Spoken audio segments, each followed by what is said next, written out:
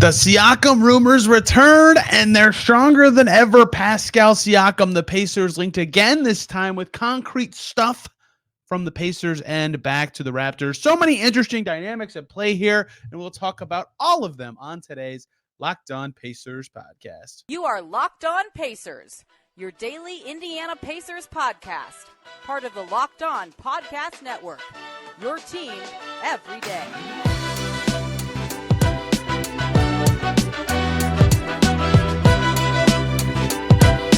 What up, y'all? Happy Wednesday, and welcome into another edition of the Locked On Pacers podcast, where we, of course, talk about the Indiana Pacers. As always, my name's Tony East. I cover the team for Forbes and SI, and today, man, oh man, surprise, we have a lot to talk about. Big report coming out from The Athletic today. Shams Charania and Sam Amick reporting together. Raptors, Pacers engaged in Pascal Siakam trade talks involving Bruce Brown and draft picks per their sources. They list 3 draft picks as the number. Bruce Brown is part of this, and it also says stuff about other salaries because that alone would not be enough to trade. So we'll cut through all of this. Why this is really surprising to me from a reporting perspective, where this goes from here, what else we need to know, what else this could lead to, blah, blah, blah, blah, blah. You get the whole gist. This is a big deal. Why is this a bigger deal, and why am I a little surprised by this reporting? I think that's a good place to start for context, right? Obviously, this is a big deal because we've heard for a while, back at Summer League, if you've listened to this show, I talked about it. Even I heard the buzz at Summer League about the Hawks were the main team everybody's talking about then, but like the Pacers connected to Siakam, right? This has been a long time coming. If anything, it could have been even predating that, but that's when it really heated up. And then there was some reporting this season about it. And then during the showcase, there was even more. And so it's not surprising that the Pacers and Raptors and Siakam have been connected. That's happened for months. What is surprising and is new is what the Pacers would send to the Raptors, and specifically naming a player, Bruce Brown, and draft picks in this headline and article from Amick and Charania. So why is that so interesting to me? Well, usually it's very unusual that players from both teams that would be involved in a fake trade get reported, because sometimes how this works is a team submits or shares a trade offer with a reporter to, drum up interest or, stuff like that, up offers elsewhere. And sometimes it'll come from another team, or sometimes it'll come from the agent of the key player or a player in the deal. So to have it from both sides is really interesting to me. There's also 2 people reporting on the article at the same time, but that is just unusual and rare to me. And that doesn't mean anything more. Like we've heard some leaked stuff about what the Kings were reportedly offering for Siakam and all that. But that immediately made me go, interesting. So what does that mean? Well, it means that we know the salary would be Bruce Brown, which is relevant because he is the Pacers' highest cap hit this season with his $22 million salary. He would once again be one of the higher guys next year. But it is interesting to know that in this discussion, right, Pascal Siakam, right this second for the Raptors this season, a $37.893 million cap hit. The Pacers have $8.2 million in max cap space. You can do some backwards math. The Pacers have to send out at least $29.662 million in a trade for Pascal Siakam. Bruce Brown is not that. Bruce Brown is only 22. So they're still missing pieces to this. We'll get to that in a second. That is mentioned in the article from Charania and Amick. It says that includes Bruce Brown Jr., other salaries, and 3 first-round draft picks, league sources tell The Athletic. There's a lot more stuff in here that we'll get to. The first thing I will say from the reactions I saw, this is definitely where I need to start. 3 first-rounders got a lot of surprising reaction from people. 3, wow, for a guy who could be a rental. Yes, that is a big number. And depending on the quality of them, I could react similarly. But what if it's this year's OKC pick and then 2 top 20 protected picks in the future? That seems like the Raptors would say no, but we don't know that. We don't know what the trade offer is. It could be this year's 2 picks and then a really crappy one in the future. It could be 3 first go to the Raptors, and then the Raptors send back the Detroit second they just got from the Knicks or something. The pick quality is completely unknown. What's coming back is completely unknown. Without knowing the entire trade, saying if 3 first is too much or too little is pointless. completely pointless. If they're crappy first, they're crappy first. And to use an analog for this, a trade the Raptors just did 18 days ago, 19, 18, whatever. They traded Anunoby to the Knicks. And a reporting last year was that they got offered 3 firsts for Anunoby, and then they ended up getting the Pistons second, which is going to be pick 31, as well as RJ Barrett and Emmanuel Quickley. Well, pick 31's almost a first, but whatever. That's a crap. Let's just call that a crappy first. Quickley's worth more than 2 firsts. He's great, right? He's a great young player, and you have his restricted rights. So you're going to have him for a while, right? That is an equal to better package, right? So it's not about the picks or what they represent. It's about their value, especially if the picks the Raptors got offered for Anunoby were crap. So without knowing the value and specifics of what the Pacers pick package is, it is impossible to know if this is a good deal or a bad deal or something that even makes sense or something that is worth grading or critiquing right now. That said, Pascal Siakam, as I've said before on this show, and for the first time I think I said it was on 1075 The Fan, is the Raptors forward that I thought is a better fit for the current Pacers of Anunoby and Siakam. He's a great player, right? He can really score. He can get into the paint. He's shooting better of late. His 3-point percentage, if you just looked at that, you'd say, 31.7%. And I would agree with you. That's a really low number. Let's do some splits. Let's just say for the last 2 months of the season. So that'd be now since November 17th. What if I told you that since then, Pascal Siakam's at 36% from 3? What if we start on December 1st? What if I told you since then, Pascal Siakam is shooting 44% from 3? So his percentage doesn't look good. It is massively held down by just a disaster start. 23.5% for the first basically month of the season. And then he really surged up from there. And everybody knows he's a great inside the arc scorer. He plays with great pace. He's got fun spin moves. He's still an efficient player. Despite this down year from 3, his true shooting percentage of 60 is his second best ever, right? So he's an efficient player. He can self-create his shots. I mean, I don't have to sell you on Pascal Siakam. He's been an All-NBA player 2 times. He's been an All-Star as well. He'd be a great fit on the Pacers to me offensively. He would give them size defensively. He's not the defender Anunoby is, but he's still a good defender. He has size and mobility. He's great. He would be a wonderful fit with the Pacers and a guy worth trading stuff for because he's good. Now, the awkward part of this is a couple things. One, they have to actually match salaries. Like I said earlier, Bruce Brown is not enough. So there's a lot to talk about with that. We'll start there. And then we'll do the picks, and then we got a lot to talk about with this. Okay, so Bruce Brown being included in this report is fascinating to me. I already talked about that he makes the most. So they're still $8 million short, right? They're not quite $8 million short. So that means a couple things. If it's 3 firsts, it's possible that it's just 2 players. But if it's just 2 players from the Pacers to the Raptors, there are only 3 other players that, when combined with Bruce Brown, are enough salary for the Pacers to send out to get Siakam. And that's Miles Turner, which that would be surprising to me, Buddy Hield, and TJ McConnell, right? And maybe they would be willing to do the last 2 names, who are both potentially expiring contracts, although McConnell is like a over half guarantee next season. Maybe they wouldn't. But either way, they'd have to include 2 of those guys at a minimum. And if they don't include 2 of those guys, then they have to include 3 players.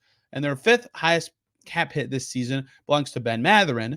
And then it's Obi Toppin, Jarris Walker, Haliburton, blah, blah, blah. So I think that it's either going to be 2 vets and better picks, or maybe worse picks. Or I'm just guessing. But to put it in perspective, if it's not 2 vets, it's going to be more players. It's going to have to be at least 3 players. Like, for example, Bruce Brown, Obi Toppin, and Jordan Nwora. That's 2 expirings, and Toppin, whatever the Raptors think of him. Or Bruce Brown and Jalen Smith and another salary like Ben Shepherd maybe. I don't know. I'm just explaining that from a salary perspective, just knowing Bruce Brown is in it is where this gets tricky.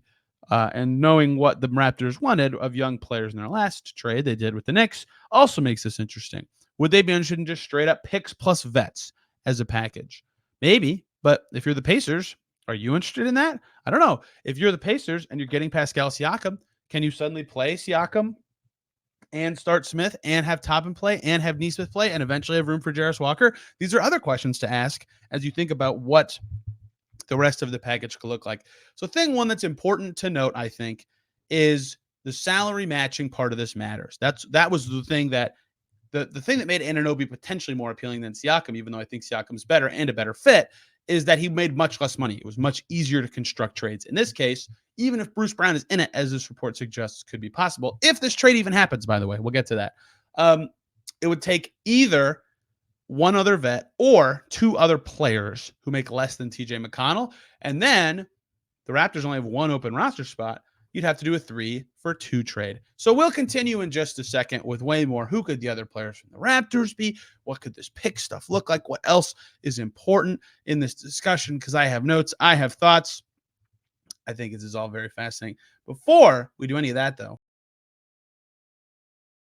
hey guys, got to really quickly talk to you about the lovely folks over at eBay Motors. Passion, drive, and patience. What brings home the winning trophy is also what keeps your ride or die alive. eBay Motors has everything you need to maintain your vehicle and level it up to peak performance, from superchargers to roof racks to exhaust kits, LED headlights, and more.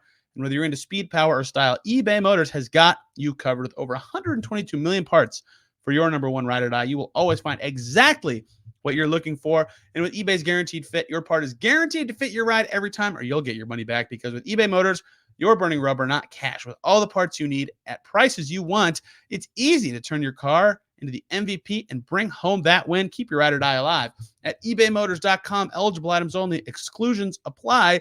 eBay Fit guaranteed. Only available to U.S. customers. This show is sponsored by BetterHelp. Around New Year's, we all get obsessed with how to change ourselves instead of just expanding on what we're already doing right. Maybe you finally organized one part of your space and you want to tackle another. Or maybe you take supplements every morning and now you want to eat breakfast at the same time. Therapy can help you find your strengths so you can ditch extreme resolutions and make changes that actually stick and will matter in your life. It can be helpful for learning positive coping skills or setting boundaries. There's a ton of broader benefits to therapy that can help you be the best version of yourself. If you're thinking about starting therapy, give BetterHelp a try. It's entirely online, designed to be convenient, flexible, and suited to your schedule. Just fill out a brief questionnaire to get matched with a licensed therapist and switch at any time for no additional charge. Celebrate the progress you've already made. Visit BetterHelp.com/LockedOnNBA today or get 10% off your first month. That's BetterHelp, HELP.com/LockedOnNBA. Back here on Locked On Pacers, thanks for making us your first listen today and every single day. For your second listen, check out Locked On Raptors. Obviously, Sean Woodley is going to have thoughts on this and what he thinks of what the Raptors could or could not be doing. Again, we will get to that. I could just ramble for forever. I mean, I have cap dorks that I talk to. I just start going crazy with the messages when this kind of stuff comes out. Sean Woodley's going to have the Raptors perspective, what they could be thinking, what makes sense for Toronto. As I said, Toronto currently 14 players on their roster. So a 2-for-1 trade, great. But that involves either McConnell, Hield, or Turner being the second salary. I'd imagine the Pacers don't want it to be Miles Turner. So that leaves McConnell and Hield. Who knows if the Raptors want either of those guys? Who's left? Who knows? Whatever. If it's three players, the Raptors would have to send back someone else. So again, this changes the calculus of your picks depending on what it is. It also depends on how much salary the Pacers actually send out. For example, if it is Bruce Brown and Obi Toppin, and I'm just making up names, Jalen Smith, right? That is almost $33 million. Pacers could squeeze back in a little bit more in that case. Maybe the Raptors want to get off Jalen McDaniels and his multi-year deal. Maybe they want to get off of Otto Porter's deal, and the Pacers couldn't. There's a lot of ways this could go. But a key name to me to keep an eye on if this becomes a 3-for-2, if this even happens, is Garrett Temple. Why? Well, that might sound boring, and maybe it is. He probably would have no actual playing impact for the Pacers, although he is known as one of the better vets in the NBA because he's on a minimum contract. Minimum contracts do not require salary matching. It can just be a separate part of it completely, and then he could be included to make everything fit and seem great, or he could just be waived and then reacquired if that is what it takes for the Raptors. So he's a key name to me to watch, but again, there's some guys maybe they want to get off of, or Otto Porter again is a cheaper-ish guy that could be interesting. Thad Young, former Pacer, makes $8 million. That's probably too high. That probably makes things tricky, but those are the key names. Everybody Scotty Barnes and higher in salary makes this extremely difficult from a salary matching perspective. So from a salary perspective, that's what to know. If it's Bruce Brown, it probably would either be one of Turner, Buddy Hield, or TJ McConnell as player 2, or it'd be 2 of everyone else on the Pacers roster to make the salaries work. And if it's that second group, 2 players have to come at least from the Raptors. Thing 2 to note, the picks. I briefly mentioned this, that without knowing the quality, it's impossible to speculate on what the picks could be, right? The Pacers have their own first this year, which as I am speaking, I will refresh Tankathon to make sure I'm not being a moron. It's tied for 17th with the Knicks and the Kings. If the Pacers win against the Kings, funnily enough, tomorrow night, that pick could be as high as 21 and a half game away from 22, right? So it's hard to know where it is, but it's around 20. Last week when I talked about the Pacers picks, actually this was Monday, on Monday's show, and I talked about the Pacers picks for a trade primary thing. It was 20th then.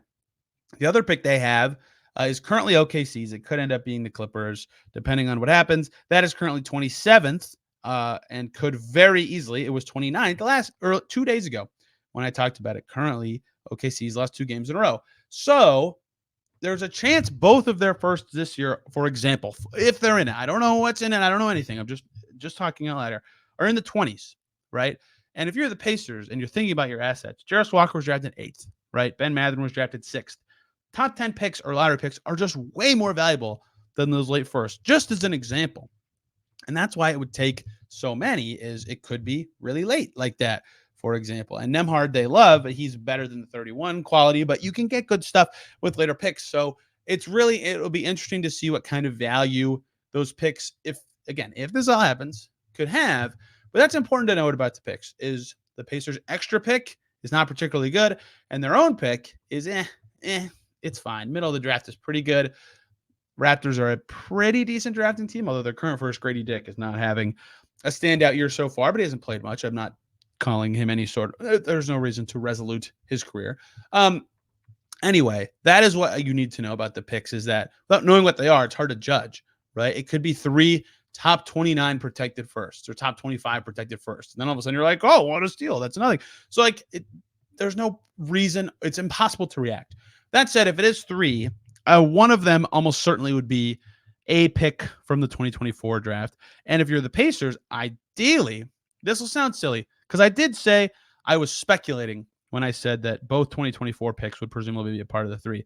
And I still am speculating. But strategically, including both makes a lot of sense because of the Stepien rule. If you don't know what the Stepien rule is, Ted Stepien, the architect of some old NBA trades, they made a rule that you cannot trade first-round picks in consecutive years. So if you're the Pacers, what you could do is trade your crappy first for 2024 and a 2026 first and a 2028 first, and there's your 3 firsts, and you put your protections on it, and you're happy, and you're done. But then you can't trade 25 or 27 or 29. You could only trade 30 and 31, and that would only allow you to trade 2 or 3 for the next basically year and a half, right? But if you trade both of the picks in 24 and then like 26 or 31 or whatever, suddenly you could trade 26, 27, 28, and 29, and you can trade more. The Stepien rule is not as prohibitive in that way. If there's protections, you can even reverse protect stuff. There's just a lot of advantages to doing it that way that would seem significant to me. And the Raptors, uniquely, have their own first-round pick sent away, traded this year to the Spurs, top 6 protected. And you'll never guess where the Raptors sit as of this talking and this report coming out. How about 6th? How about exactly 6th on the draft board? Tied with the Grizzlies, half a game away from the Brooklyn Nets, who would go to the Rockets, half a game from Atlanta, right? That's a tight race. That's scary. And who knows what direction they want to go. Maybe they want to get rid of it, but that's noteworthy, right? That is noteworthy for their goals and what their picks could look like. So who knows what they would want, but that is extremely important to know, is that they've lost 4 in a row and now sit at 6th, where they would be in theory keeping it. But that is a scary game to play for the Toronto Raptors. So the picks, we'll see. The quality is confusing. The players, we'll see. The salaries will matter. The value of all that together is what's going to make this interesting. For example, what do the Raptors want or value? Does Obi Toppin mean anything to them? Does Jalen Smith or Isaiah Jackson mean anything to them? Jordan Nwora had a great surge with the Pacers last year. He cannot have his contract extended. He's going to be a free agent. But does he mean anything? to them. Just getting a look at him, do anything for them. Andrew Nemhard seems like a lot to give up. Ben Shepherd, does he mean anything to them, right? I mentioned the lottery guys, Mathurin and Walker. I wouldn't include them myself, but you get the gist. Those guys' value could do just as much for protections on picks as it could for actually getting a trade across the line. So without knowing anything, it's really hard to say, is this worth it or not for the Pacers, right? If it's extremely well protected picks and they don't have to give up any of their recent lottery picks, that's great. That's awesome. If it's both lowly protected picks and some of those guys, then it's all of a sudden a lot scarier. Couple more things I want to get to. One, from the report, and two, an elephant in the room I haven't discussed yet. Pascal Siakam's contract expires after this season. We will get to all that to close out today's show.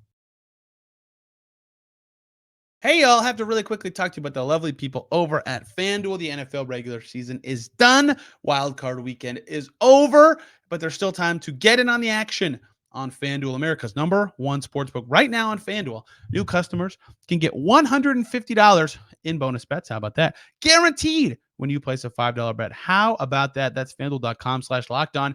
And you win or lose that $5 bet, who cares? You get $150 in bonus bets. They have an app. It's super easy to use. There's a ton of different ways to bet, like doing live save game parlays, very popular. You can make a parlay also in their parlay hub, the best way to find popular parlays. You can find bets in the new Explore tab and plenty more on FanDuel. Visit FanDuel.com/lockedon. Make your first bet a layup on FanDuel, an official partner of the NFL. Back here on Locked On Pacers, thanks for making us your first listen today and every single day. For your second listen, check out Locked On Suns. Why? Because one, they just played the Kings, the Pacers' next opponent, and two, they had a crazy fourth quarter comeback. Tuesday night, 22 points in just the fourth quarter. Brendan Clean will have more on the Suns. Their miraculous fourth quarter. They have not been a good fourth quarter team this year. That was extremely impressive. Kings, good record, not great vibes. Matt George of Locked On Kings can give you more there, and you'll see them play the Pacers tomorrow night. We continue here with the Siakam stuff. The last big thing I have not talked about yet is Siakam's contract. I've talked about the value and what it means for salary matching. The other thing we don't know is what he wants, what his future entails, right? So I will say this. I've been around the NBA enough now, 7-ish years, right, to know this. Like front office people mess up. They're not infallible, right? But they're not dumb either. The Pacers would not give up a ton of stuff for Pascal Siakam if they thought they were going to lose him, right? If they didn't think they had a very, very good chance to keep him.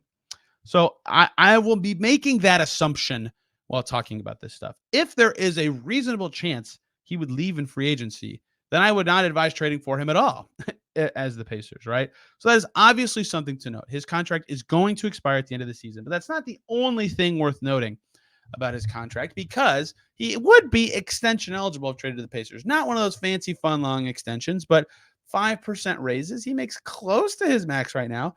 That's a decent, nice little bump, right?